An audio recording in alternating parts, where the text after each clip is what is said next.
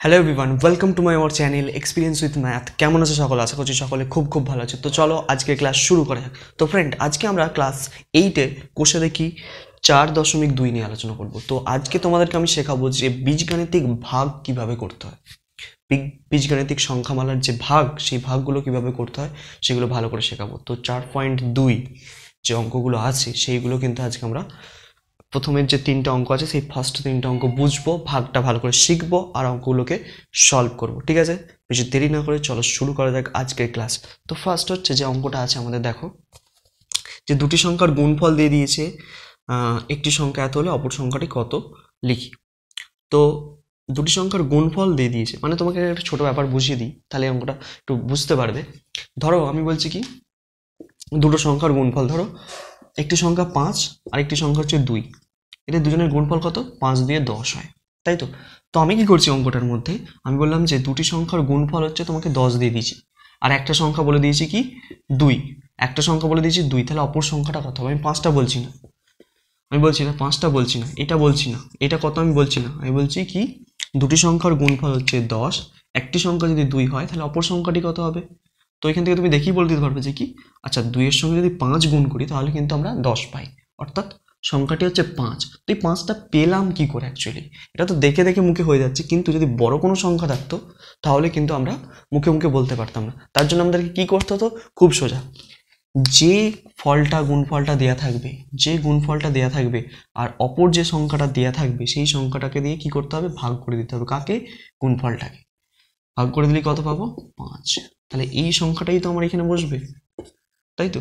তাহলে তাহলে কিন্তু একটা সংখ্যা আমরা অনায়াসে এইভাবে বার করে ফেলতে পারবো। যদি দুটো সংখ্যার গুণফল দেওয়া থাকে আর একটা সংখ্যা বলে দেওয়া থাকে, অপর সংখ্যাটা খুব সহজে কিন্তু এইভাবে ভাগ করে আমরা বার করে ফেলতে পারবো। আর তোমাদের বইয়েতেও কিন্তু সেই একই জিনিস বলেছে, ভালো করে দেখবে, ভালো করে দেখবে ব্যাপারটা কি বলেছে। যে কি, আরেকবার পড়ো, যে দুটি সংখ্যার গুণফল। আচ্ছা দুটি সংখ্যার গুণফল কত দেওয়া আছে? দুটি সংখ্যার গুণফল, দুটি সংখ্যার গুণফলটা কত দেওয়া আছে? গুণফল দেওয়া আছে তোমার হচ্ছে 3x² 3x² plus 8x plus 4, এটা দেওয়া আছে। আচ্ছা, আর একটি সংখ্যা দেওয়া আছে কত? একটি সংখ্যা তোমাকে কত দিয়ে দিয়েছে? একটি সংখ্যা দিয়ে দিয়েছে 3x প্লাস 2।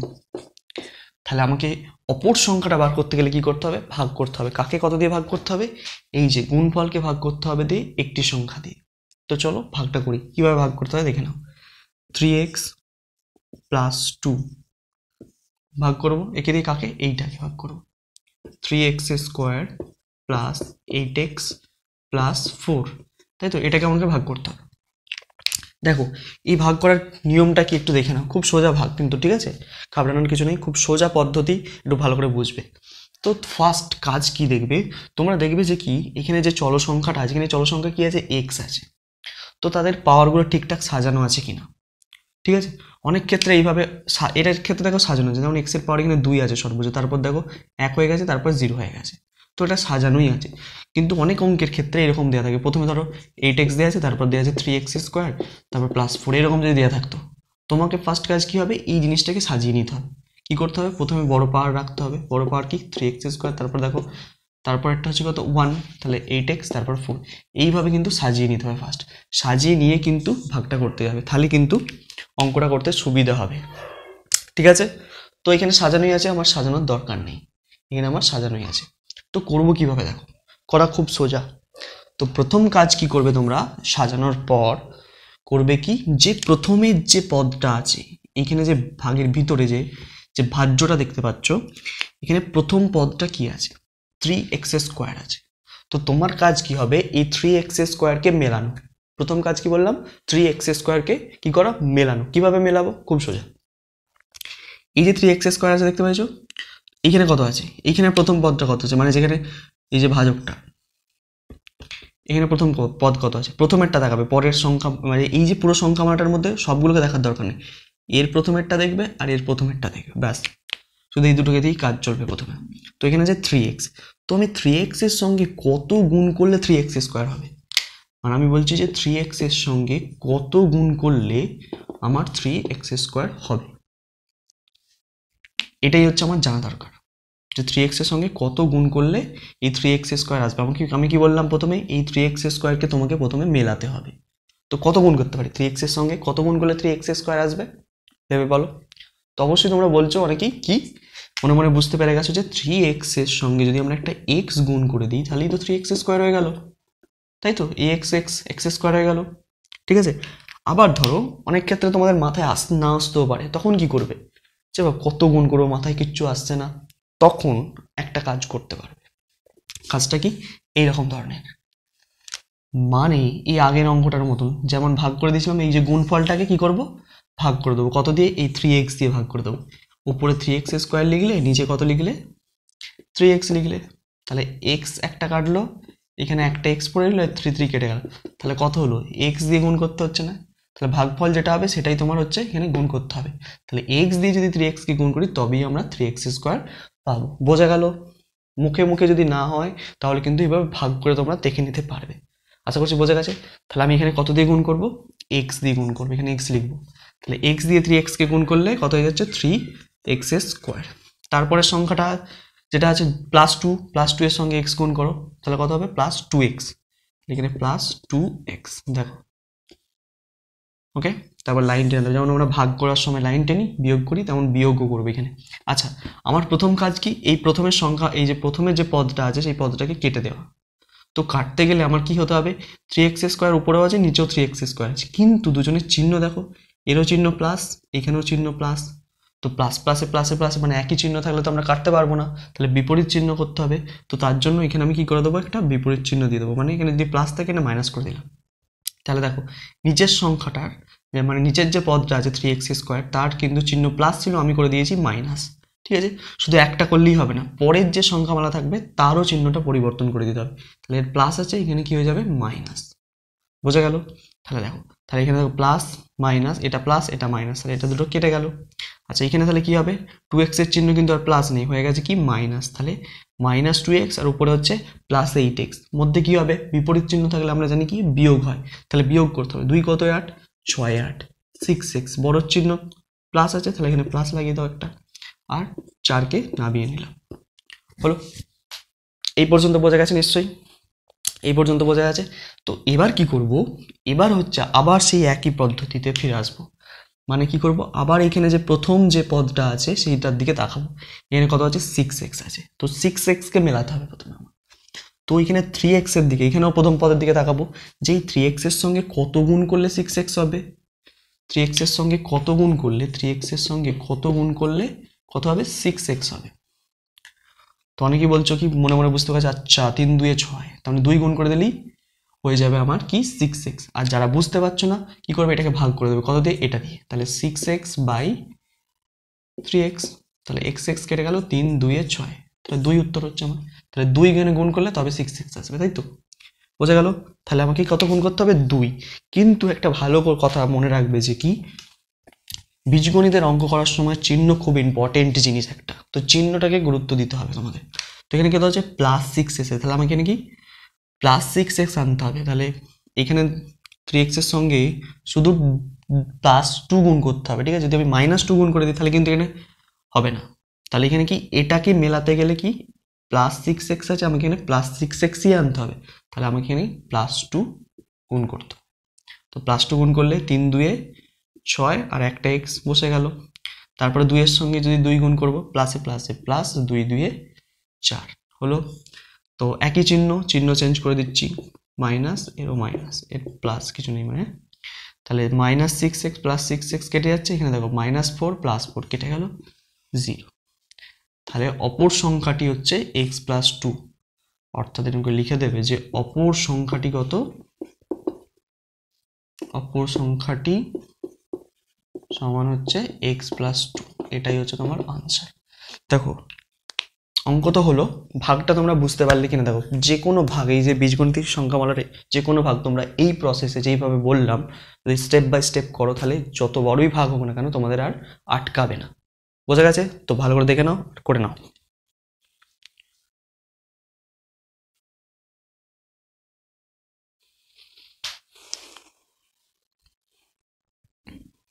চলো নেক্সট অঙ্কে যাওয়া যাক। নেক্সট অঙ্ক কি বলছে দেখা যাক। পরের অঙ্কটা কি বলছে দেখো, বলছে একটি আয়তক্ষেত্রের ক্ষেত্রফল দেওয়া আছে এত বর্গ সেন্টিমিটার, দৈর্ঘ্য এত হলে প্রস্থ কত হবে। তো ক্ষেত্রফলের ফর্মুলাটা আমাদের জানো নিশ্চয়ই। তো ক্ষেত্রফলের ফর্মুলা কি, দৈর্ঘ্য গুণ প্রস্থ। দুই অঙ্ক কি জানি আমরা, দৈর্ঘ্য গুণ প্রস্থ সমান কি ক্ষেত্রফল। এটা আমরা জানি, দৈর্ঘ্য গুণ প্রস্থ সমান ক্ষেত্রফল। আমাকে দৈর্ঘ্য দিয়ে দিয়েছে, ক্ষেত্রফল দিয়েছে, প্রস্থ বার করতে হবে। অর্থাৎ এখান থেকে আমি প্রস্থটাকে বার করে নিচ্ছি। তাহলে প্রস্থ সমান কি লিখতে পারি বলো তো, প্রস্থ সমান উপরে ক্ষেত্রফল আর দৈর্ঘ্যটা কি হবে, এর সাথে গুণ আছে, তো এইদিকে এলে ভাগ হয়ে যাবে। তাহলে দৈর্ঘ্য তাহলে নিচে চলে গেল, দৈর্ঘ্য কোথায় চলে এলো, নিচে চলে এলো। তাহলে উপরে ক্ষেত্রফল, নিচে দৈর্ঘ্য। তাহলে ক্ষেত্রফলকে যদি আমি দৈর্ঘ্য দিয়ে ভাগ করে দিই তাহলে কি পেয়ে যাব, প্রস্থ পেয়ে যাব। তো তাহলে আমি ওটাই করব, ওটাই করতে হবে। তাহলে আমি ভাগটা করে নিচ্ছি। দেখো কত আছে, দৈর্ঘ্য কত আছে 8x, আচ্ছা 8x মাইনাস 3y, ভাগ করতে হবে কাকে, কত দিয়ে, 24x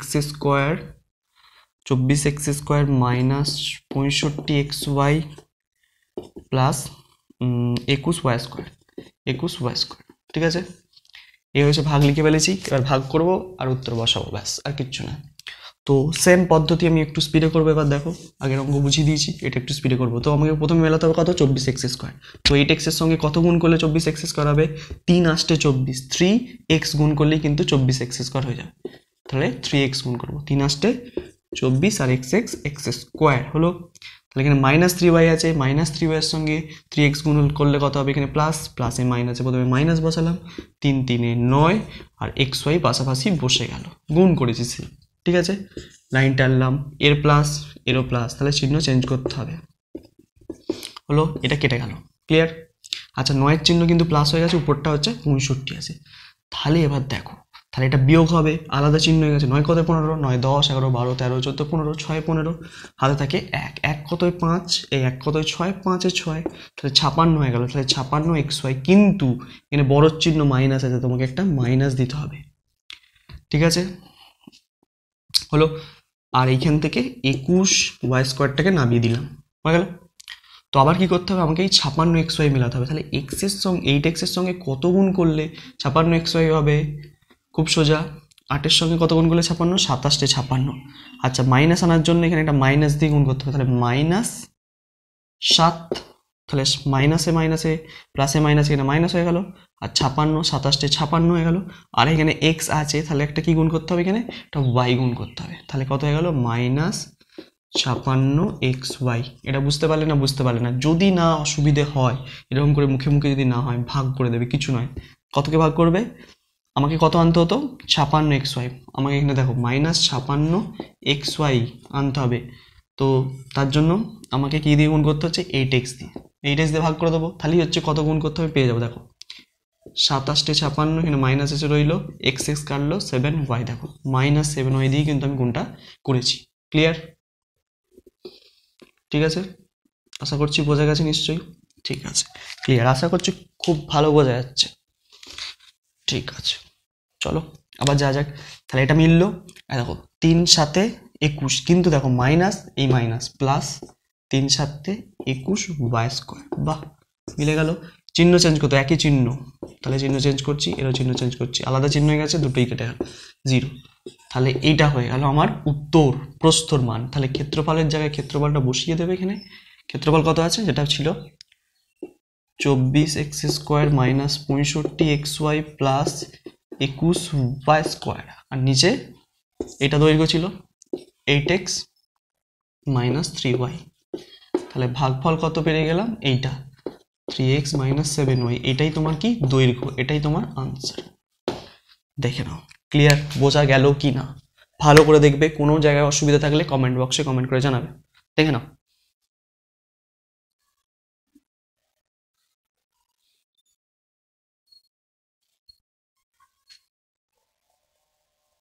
আচ্ছা এবার আসবো আমরা 3-এর অঙ্কটা, আজকে লাস্ট অঙ্ক এটা। ঠিক আছে, 3-এর অঙ্কটায় কি বলছে দেখো, বলছে একটি ভাগ অঙ্কের ভাজ্য দেওয়া আছে, ভাজক দেওয়া আছে। তাহলে ভাগফল ও ভাগশেষ নির্ণয় করি।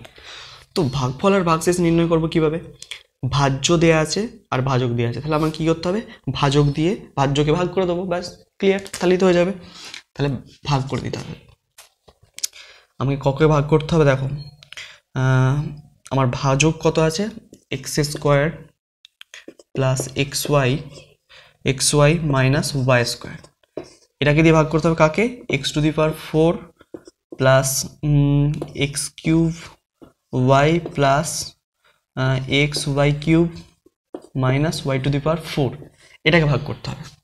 তো এখানে কিন্তু ভাগফল ও ভাগশেষটা আমাকে নির্ণয় করতে হবে, ভাগশেষ নির্ণয় করতে হবে, মানে ভাগটা মিলবে না আশা করছি, ঠিক আছে, মানে ভাগশেষ থাকবে। চলো মিলবে না নেবে আমার দেখার দরকার নেই, আমার কাজ করব। তো ফার্স্ট মেলাতে হবে এক্স টু দি পাওয়ার 4কে, তো এক্স স্কোয়ারের সঙ্গে কত গুণ করলে এক্স টু দি পাওয়ার 4 আসে, এক্স স্কোয়ার গুণ করতে হবে প্লাস এক্স স্কোয়ার, তাহলে এক্স স্কোয়ার গুণ করলে এক্স টু দি পাওয়ার 4 পরপর গুণ করে যাও, তারপর প্লাস এক্স কিউব ওয়াই হলো, তারপর কত আছে মাইনাস এক্স স্কোয়ার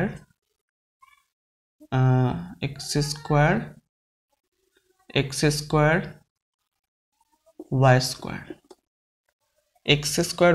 আসছে। কিন্তু এখানে একটা জিনিস ভালো করে লক্ষ্য করে দেখো, এক্স স্কোয়ার ওয়াই স্কোয়ার এই পাওয়ারগুলো কিন্তু সমান হচ্ছে না, তার মানে এর তলায় বসবে না। এখানে একবার অঙ্কটা ঠিকঠাক টোকা হয়েছে নাকি একবার দেখা যাক।